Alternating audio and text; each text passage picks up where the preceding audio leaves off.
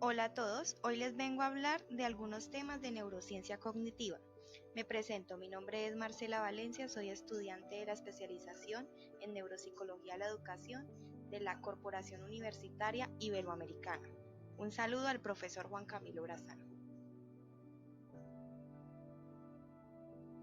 Bien, ahora les voy a tocar los temas que voy a abordar: percepción, fisiología de los sistemas sensoriales, transducción, procesamiento subcortical, corteza cerebral y procesamiento cerebral.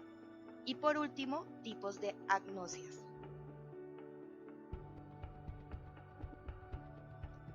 ¿Qué es percepción? Se entiende por percepción que es el proceso mental que nos facilita el conocimiento de nuestro medio al permitirnos interpretar los significados de los estímulos que percibimos.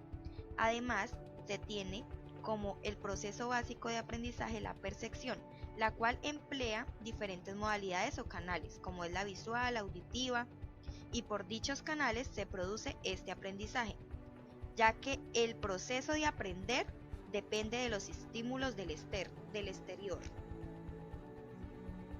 Estos estímulos dependen de los sentidos. Es a través de los sentidos que la información llega al sistema nervioso central del ser humano y son percibidos.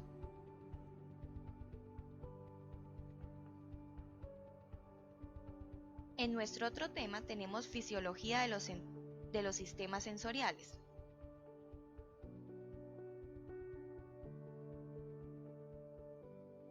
Generalidades de los sistemas sensoriales. Entonces, se tiene que los sistemas sensoriales son aquellos sistemas que pueden recoger información del medio externo y del medio interno a través de células especializadas y son básicamente los responsables de la percepción sensorial de los sentidos, los cuales denominamos como clásicos. ¿Cuáles son los clásicos? La vista, el olfato, el gusto, la visión y el tacto. Y también van a traer la información de los movimientos corporales y del dolor. Toda esta información recogida va a ser transmitida a través al sistema nervioso central para un mejor procesamiento de esta información.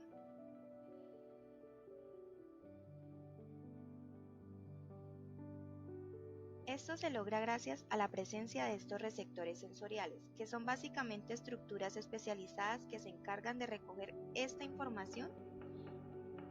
Además, estos receptores sensoriales tienen campos receptivos, que se define como el área que al ser estimulada activa a un receptor. Los receptores se encuentran organizados de tres maneras: en serie, paralelo y topográficamente. Se entiende que serie es la transportación de la información a través de una forma escalonada. En paralelo es que esta información la transmiten conformando una red, y topográficamente son aquellos receptores que se encargan de la ubicación o de la presencia de reseccionar lugares. Por tal motivo lleva este nombre topográficamente.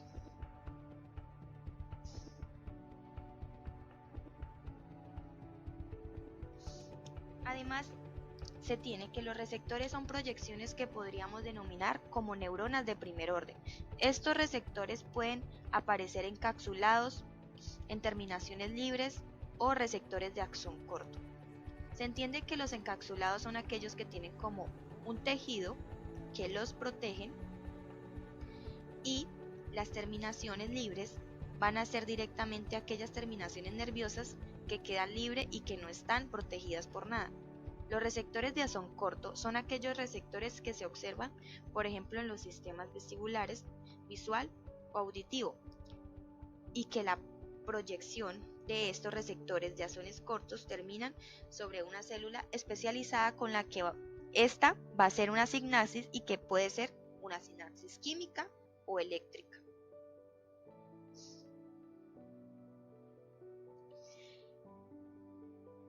La función de los receptores se llama transducción.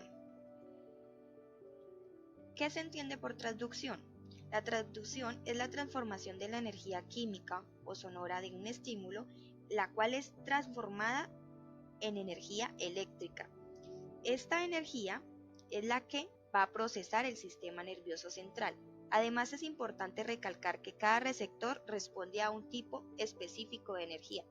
Por ejemplo, los receptores para la vía visual van a recibir justamente o van a responder solamente a energías de tipo lumínicas. Los receptores gustativos van a responder a información química.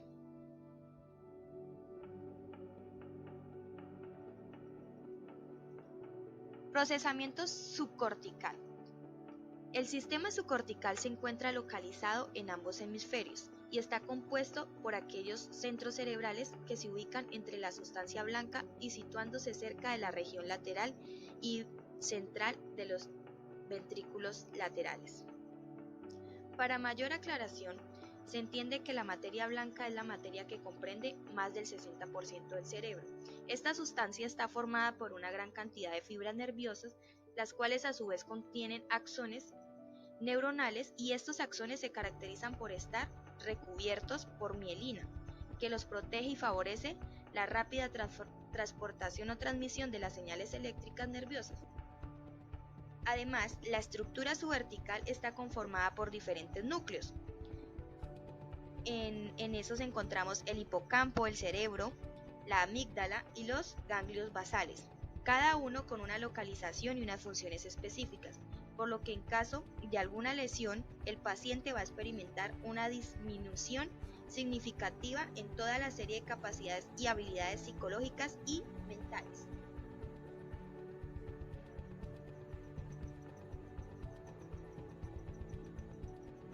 Bueno, ahora vamos a hablar de la corteza cerebral y su procesamiento.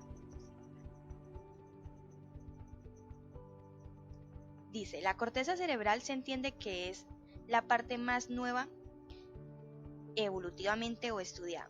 Dice que es la más grande del cerebro y es aquí donde ocurre todo lo que es la percepción, la imaginación, el pensamiento, el juicio y la decisión.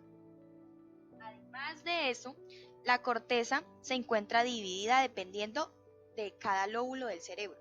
Para el lóbulo frontal se encuentra la corteza motora.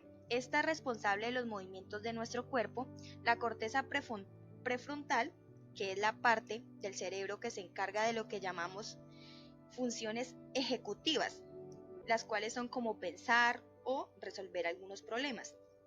También es bueno resaltar que en esta parte del lóbulo se encuentra el área de Broca, que es una parte del cerebro que se asocia con el habla.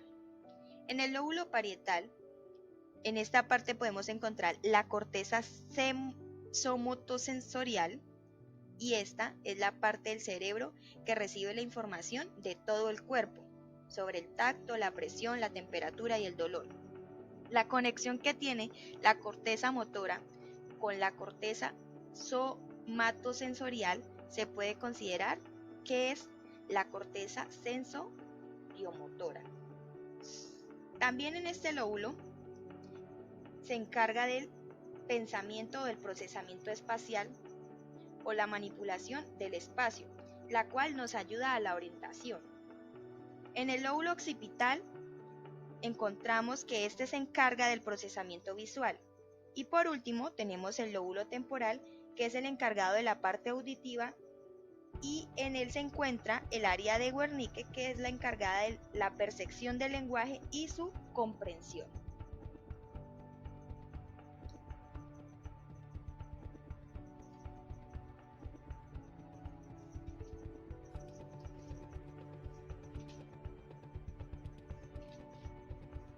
Listo. Por último tema tenemos las agnosias. Se entiende que la agnosia es la incapacidad de reconocer estímulos previamente aprendidos sin haber deficiencia en el lenguaje, intelecto o en alguno de los órganos de los sentidos o las vías nerviosas. Encontramos en esto algunos tipos de agnosias. Está la visual, la auditiva, la táctil y la corporal. Se entiende que la visual es cuando el paciente tiene todos sus órganos bien, pero no reconoce lo que ve. En la agnosia auditiva se entiende que el trastorno está en lo que se interpreta de lo que se escucha. Y en la táctil es el trastorno de la falta de identificación al utilizar este sentido. En la agnosia corporal, el paciente no reconoce sus propias partes de su cuerpo.